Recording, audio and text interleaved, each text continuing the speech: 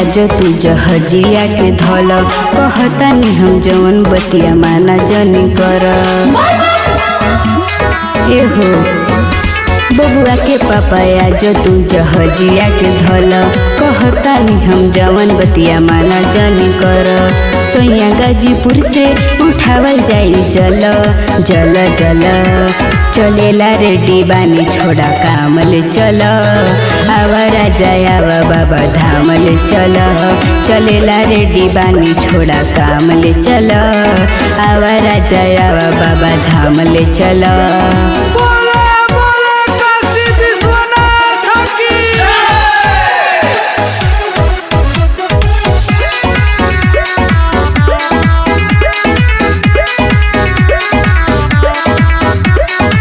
तहरा जींस आय अपना सूट हो किन के लिए आए हम जाके बाजार हो।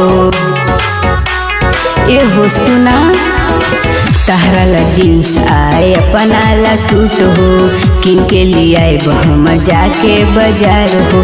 कहतानी जवन न बतिया के टालो टालो टालो चलेला रेडी बानी छोड़ा कामले चल आवारा जायावा बाबा धामले चल चलेला रेडी बानी छोड़ा कामले चल आवारा जायावा बाबा धामले चल।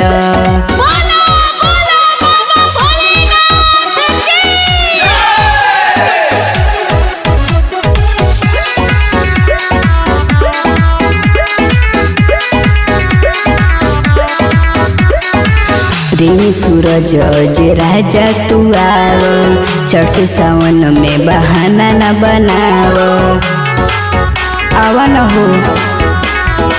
प्रेमी सूरज जे राजा तू आव चढ़ते सावन में बहाना न बनाव जलावा चढ़ावे में लगेला नहीं फल फल फल चलेला रेडी बानी छोड़ा कामले चल आवारा जायावा बाबा धामले चल चलेला रेडी बानी छोड़ा कामले चल आवारा जाया।